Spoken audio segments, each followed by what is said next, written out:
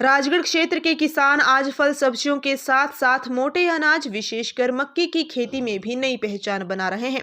इस वर्ष मौसम अनुकूल रहने के चलते क्षेत्र में मक्की का बेहतर उत्पादन दर्ज किया गया है।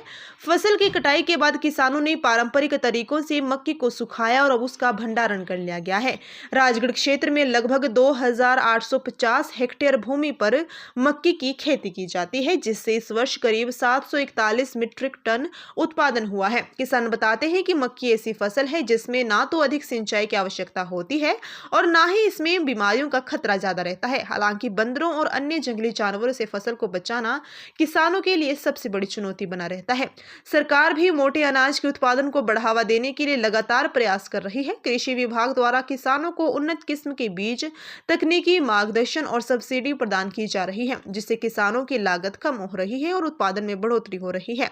कटाई के बाद किसान पहले मक्की की फसल को कुछ समय में खेतों में ही रखते हैं। इसके बाद मक्की के भुट्टों को पौधों से अलग कर करीब 1 महीने तक सुखाया जाता है, ताकि भंडारण के दौरान फसल खराब ना हो। सुखाने की प्रक्रिया पूरी होने के बाद किसान मक्की का भंडारण करते हैं और साल भर इसका उपयोग करते हैं।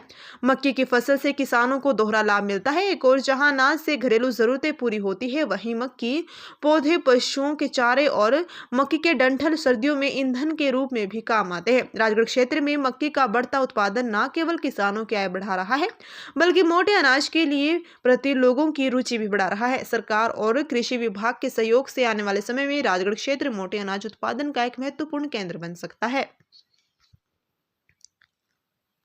जानकारी मिलते ही पुलिस अधीक्षक योगेंद्र कुमार ने भी मामले का संज्ञान लिया। उन्होंने बताया कि फिलहाल इलाके में विधि व्यवस्था सामान्य है और किसी तरह की तनावपूर्ण स्थिति नहीं है। अतिरिक्त पुलिस बल की तैनाती कर दी गई है ताकि किसी भी अप्रिय घटना को रोका जा सके। इस दोहरे हत्याकांड के बाद मृतकों के परिवार में कोहराम बचा हुआ है। परिजनों का रो रो कर बुरा हाल है। मोहल्ले के लोग भी इस घटना से स्तब्ध है।